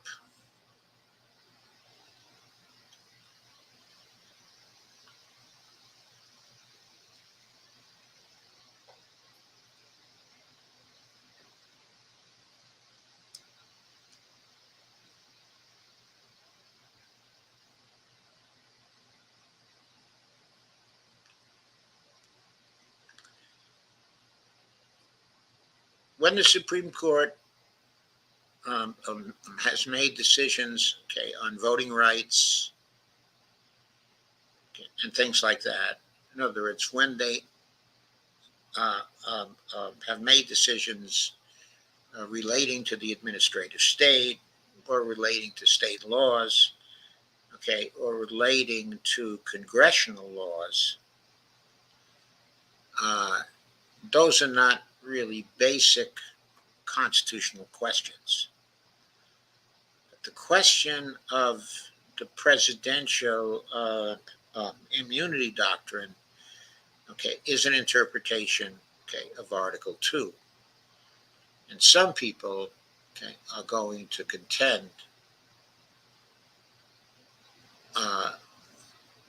that only the Article 3 courts, alone, that they have to be the final arbiter on all constitutional questions, involving separation of powers, such as the questions of the interpretations, of Article 2. I don't agree with that. I don't agree with that kind of argument. And the reason why I don't agree with that kind of argument, is that all of the officers of the United States, the officers in Congress, the Congress people, the officers in the executive branch, and the Supreme Court justices themselves take an oath to protect the Constitution against all enemies, domestic, and foreign. The court justices are under oath to protect and preserve the Constitution of the United States. In my view, then, they cannot explicitly contradict what's in the Constitution of the United States. According to the case made, by Amar, the Constitution explicitly foreshadows the right, of prosecution of former presidents of the United States for crimes they committed while they are president.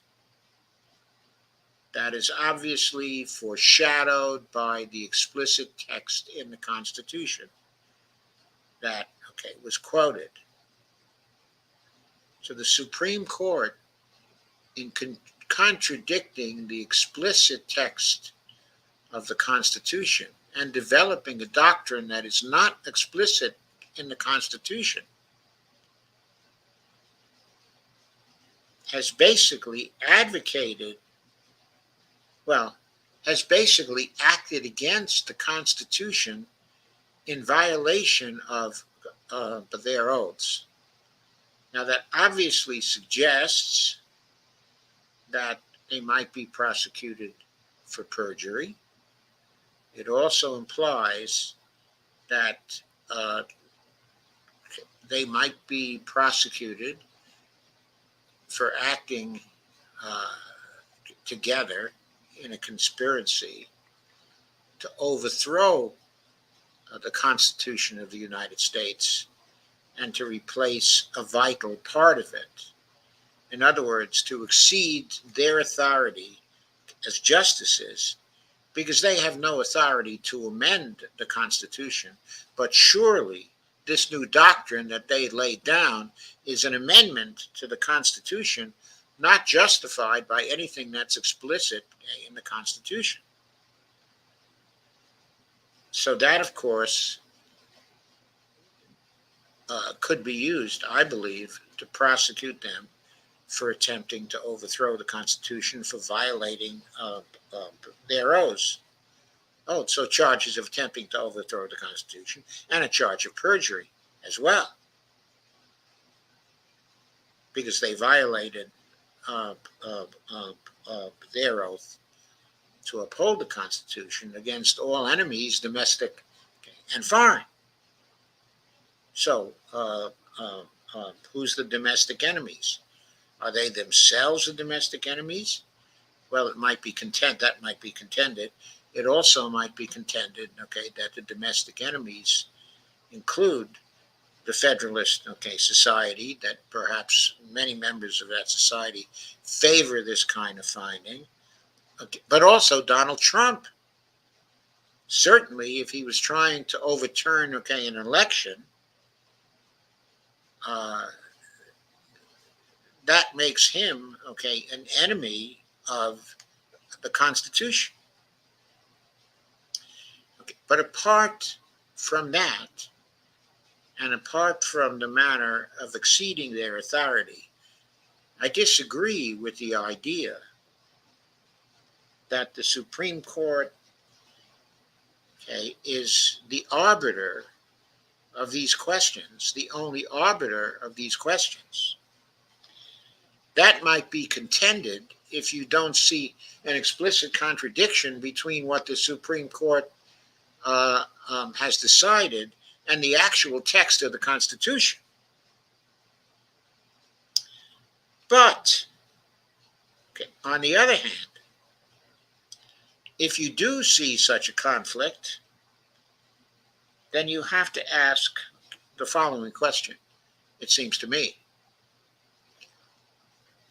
All the officers of the executive branch, including the Department of Justice, including the President of the United States, including Joe Biden, have taken an oath to protect and defend, the Constitution.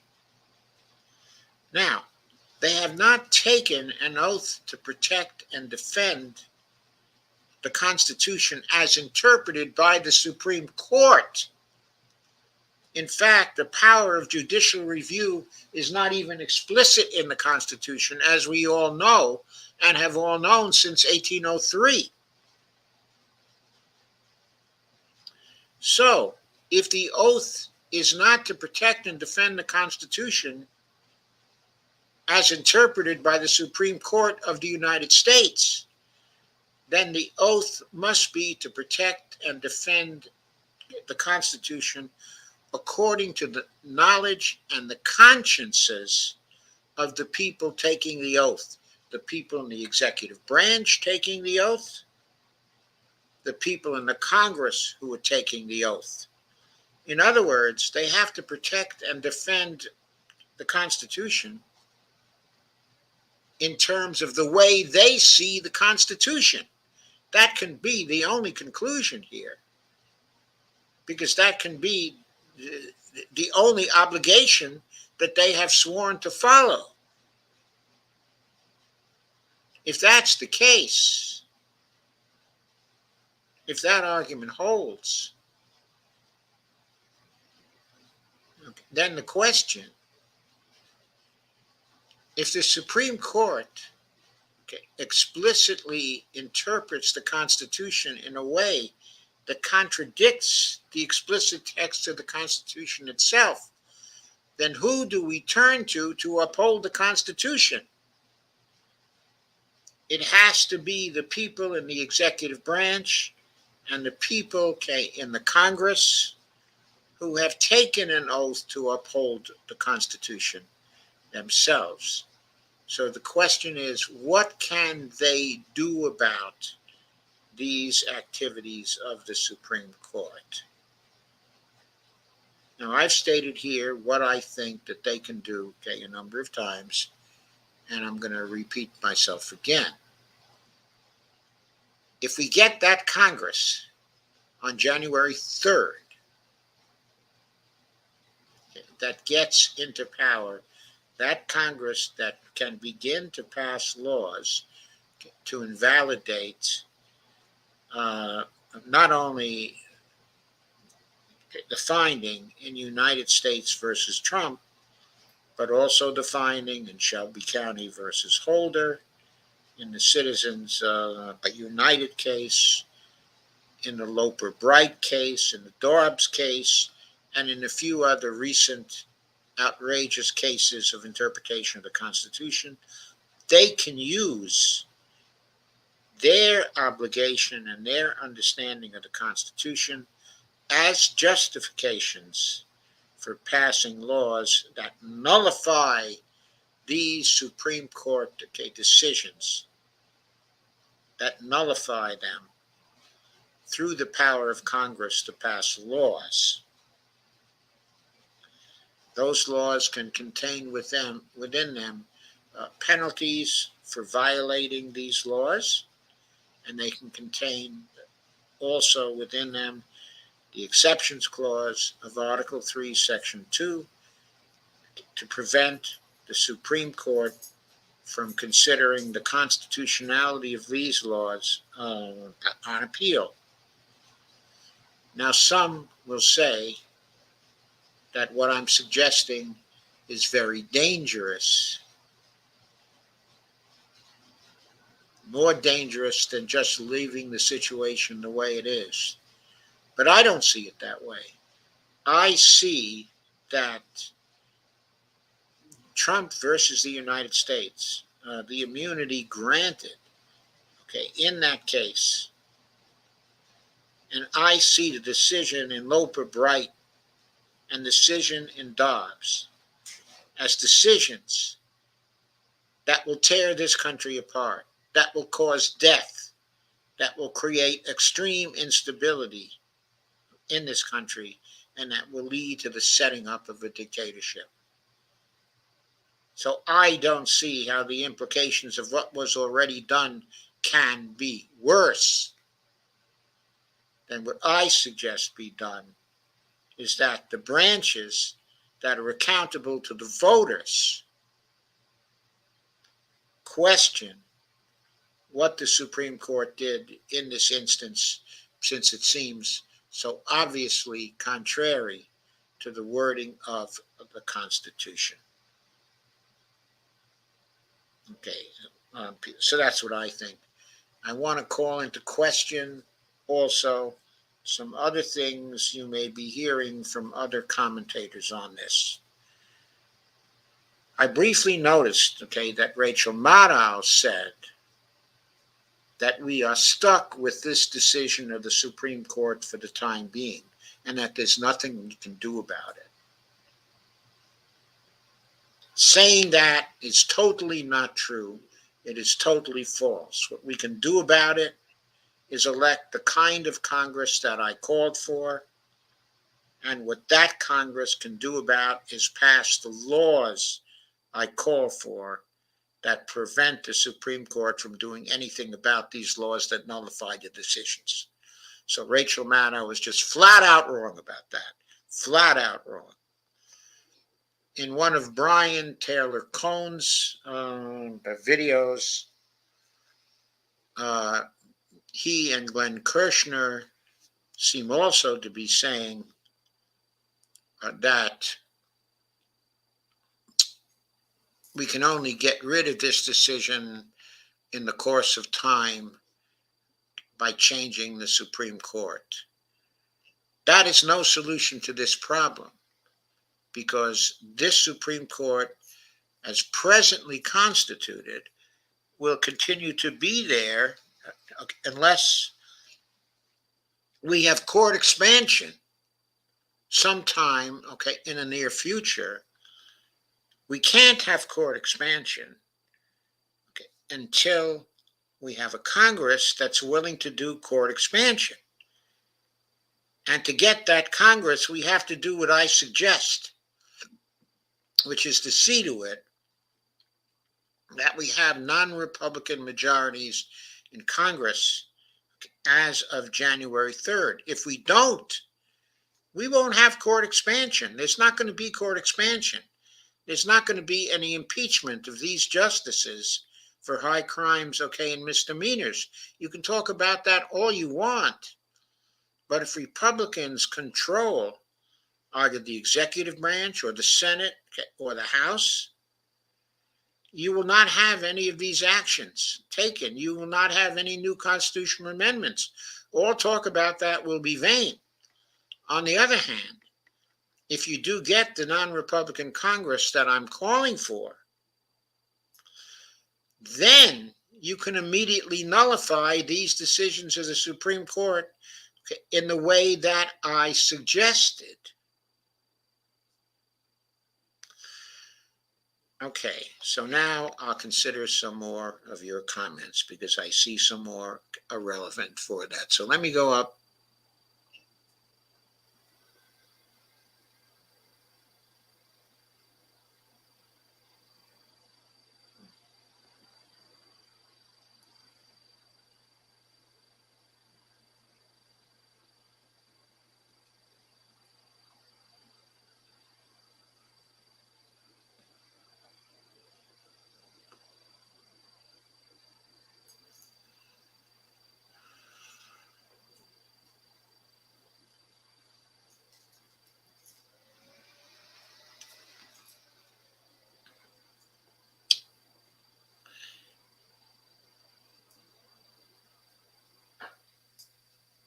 April asks, Russia is monetarily sovereign. Doesn't matter what they sell, okay, or not. I'm not sure I understand that question. I think Russia is pretty close to monetary sovereignty at this point, if they're not already, okay, entirely monetarily sovereign. I don't know if they're allowing the ruble to freely float in international trade, but I think they are. I don't think they still owe money in foreign currencies. And they issue the ruble, of course. So those are the three criteria for a monetary sovereign. So I think they probably are monetary sovereign, okay, right now. And then you ask, does it matter what they sell or not? Well, it certainly matters to international trade. Okay, but I'm not sure what you're asking in that. You have to make that question, okay, a little more explicit. Anyway, so Robert Copeland asked, my favorite beans are pinto beans. I guess our favorite beans are chickpeas, or garbanzo beans, as they're often called. Yes. And April says, Biden is dragging his ass on the SCOTUS ruling. He's dragging his ass on everything. I mean, he's going to bed at 8 p.m. at night. Steve says, vegetables of good, of course. Steve says, Mexican women have taken beans to a new science. Yeah, I'm sure they have. Robert Copeland says, if Trump wins, I still don't think the Supreme Court will do anything if Donald Trump commits treason. I agree. I don't think the Supreme Court will do anything. But the issue is, if Donald Trump commits treason, then the Congress would have to do something first. They would have to impeach him first, because Justice Department policy is you cannot prosecute a sitting president. So even if he commits treason, he would have to be impeached and convicted first and get taken out of office before he could be prosecuted. Steve Wolfbrand says, take your turmeric. I expect Doc to be alive and bright and 100 years old. Well, thank you, Steve. I appreciate that. I hope at 100 years old that I'll certainly be as angry at things as I am today. The U.S. Supreme Court voted the wrong way in the Grants Pass versus Johnson case. Yes, they did. Lana says, that was a great write-up, Supreme Court. I'm sorry, which one, Lana? April says, wow, that was from a conservative professor. I'm shocked. I'm not shocked at all, because not only this professor, okay, Amar, but also Professor Ludig, uh, Professor Emeritus Ludig, I'm sure at this point, and former Judge Ludig, okay, is equally outraged, okay, by this decision, and has been criticizing it uh, in collaboration, okay, with Larry Tribe, even before, okay, it was made, okay, and after it was made, okay, and has appeared on the Midas Touch shows twice, once before the decision, once after the decision, to criticize the principles on which a decision was made. Okay, Ludig is a god for conservative jurists and for people from the Federalist Society. I mean, he's the god, the juridical god of that society. And these particular justices have always been thought to look to him for guidance. And he is so angry at them. April says, well, Sam Alito didn't hang that flag upside down for nothing. He was clearly signaling the plotted, welcoming Christo-fascist dictatorship. Yes, April, he was. Robert Coleman says, if Trump wins in September, he could replace at least 2 conservative Supreme Court justices with 2 other conservative Supreme Court justices. Yeah, he could have 3 Supreme Court justices, okay, to replace, because Sotomayor is getting older, and I don't know if she's going to hang around forever. Okay, and Sam Alito, of course, he probably replace Clarence Thomas and Sam Alito because they're getting old, but he would replace them with 2 other conservative Supreme Court justices. But conversely, if he doesn't win, if a Democrat wins, then those 2 conservative Supreme Court justices could be replaced at least sometime. If the Democratic president is president for 8 years, then probably the 2 of them will retire within those 8 years, and then the court could be shifted to 5-4. But we can't have a president that's immune from prosecution for 8 years. Steve Wolfman says, just stop these wars, just stop, okay, already. Certainly, I completely agree with that, Steve.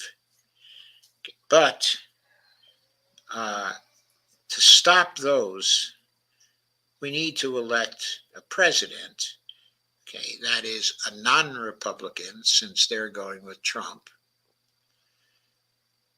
Okay, but also we need to defeat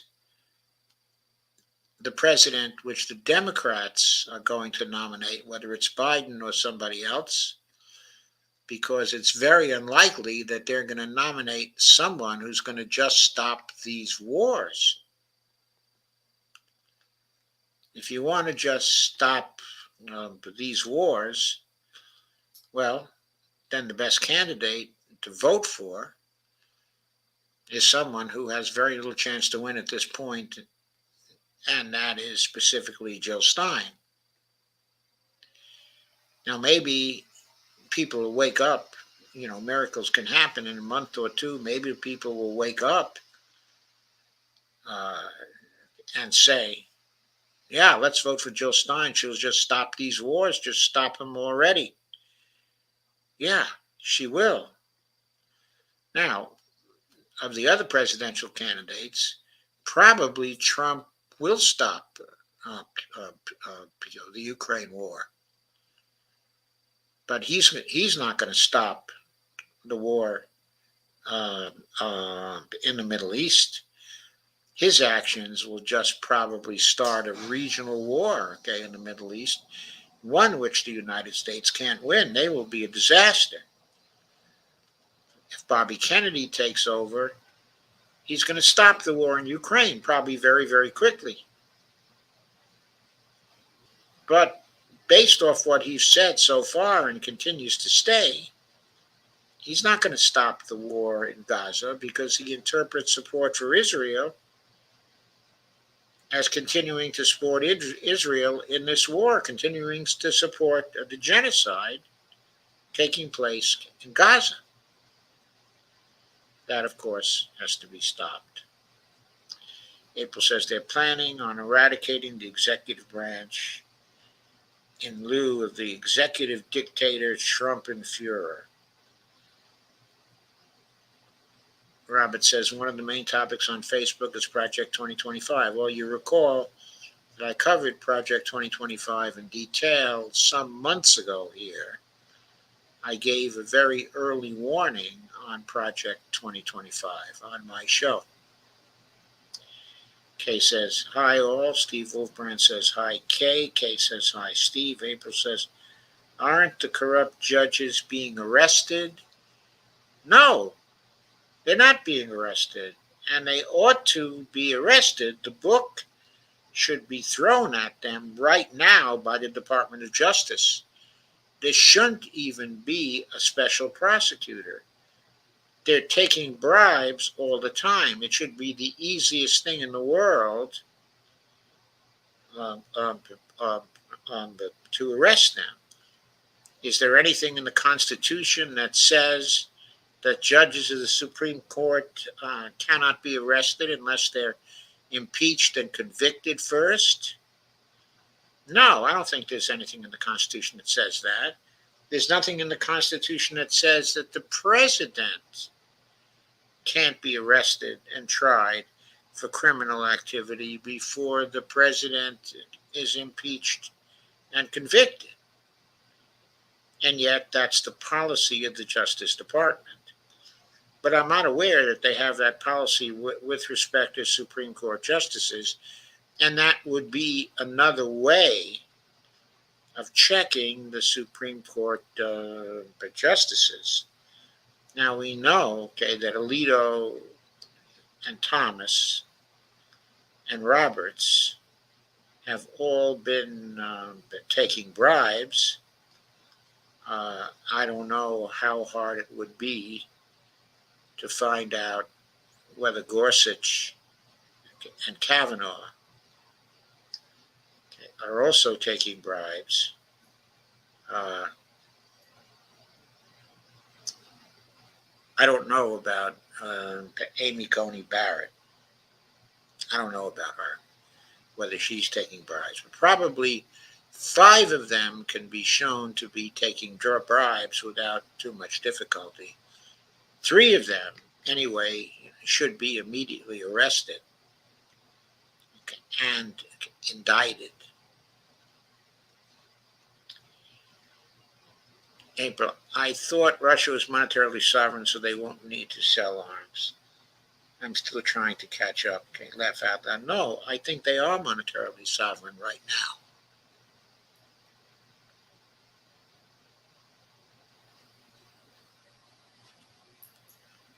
Okay, I think they are. As far as I know, they allow their currency to float. As far as I know, they don't have any foreign debt, at this point. And as far as I know, they issue their own currency. Those are the 3 primary criterion for monetary sovereignty. So I think that's it. Steve Wolfbrand says, good night, everybody. Kay says, night, Steve. Leonard says, I'm weary of people who don't understand that Project 2025 didn't originate with Trump, and voting blue isn't going to halt its continued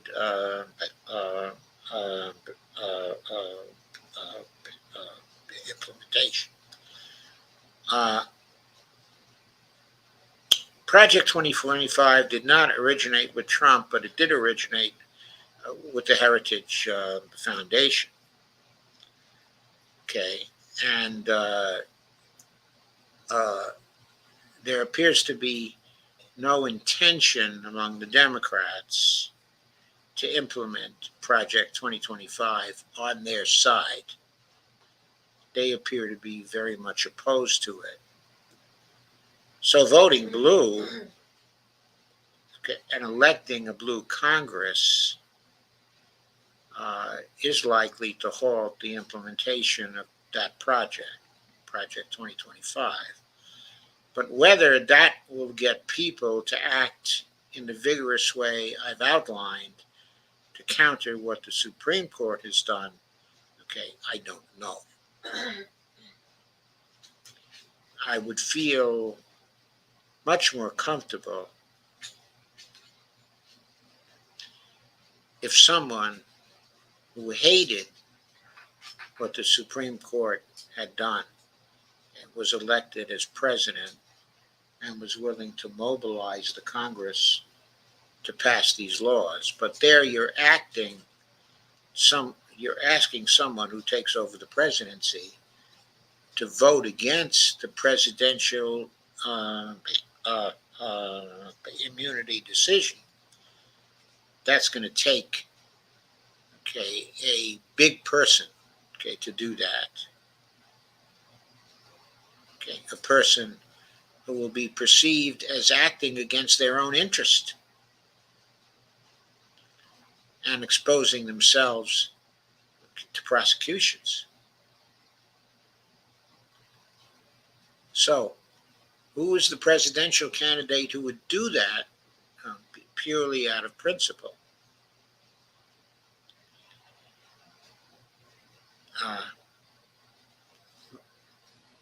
Lawyer that he is, and good lawyer that he is, it might be Bobby Kennedy would do that.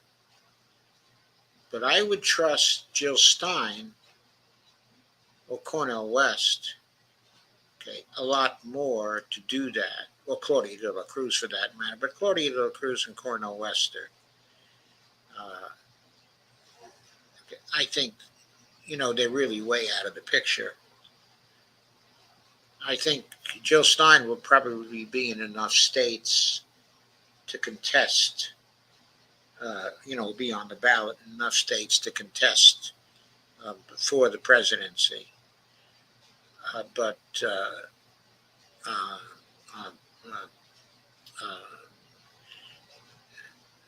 I still think she's a huge long shot. Of course, so is Bobby Kennedy right now. His support stopped growing some time ago, most likely because of his attitudes on Israel.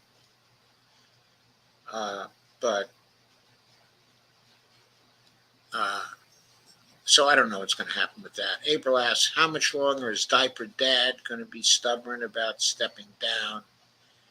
In your opinion. Well, I think if people keep up the pressure for change, keep on demanding it, keep on pushing for it, if the delegation from Congress goes to see him, the Mark Warner delegation, and they say, you have to step down, I think they're going to tell him also that the deep state, the CIA and the other intelligence agencies want him to step down. They don't want Trump as the president of the United States because they don't think Trump will listen to them. They think Trump is unpredictable. He wants to be a dictator. And they don't think that Biden is competent, and they want somebody in the presidency who will listen to them and who is competent, or at least is compos mentis. So you've asked me to give an estimate in terms of time, which is always dangerous, and I really don't have a great idea about how much time this will take, but I think if the pressure is kept up and if he keeps on declining, which I think he is probably doing day by day, 2 or 3 more weeks and he might be ready to step out, in my opinion. But of course, it's very hard to predict that.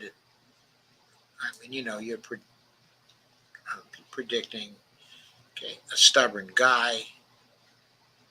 He doesn't seem to think, that going to bed at 8 p.m.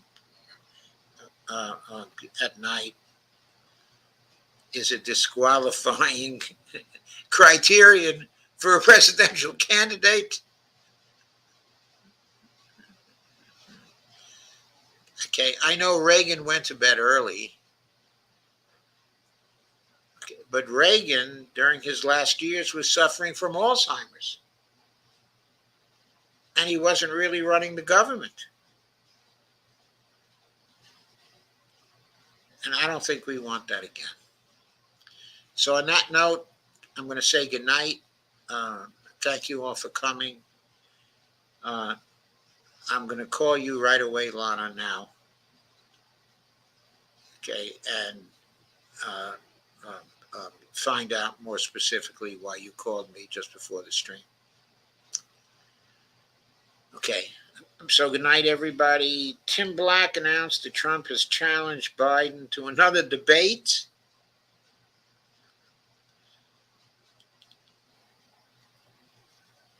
And April says, thanks for your esteemed opinion. I appreciate it. Trump has challenged Biden to another debate.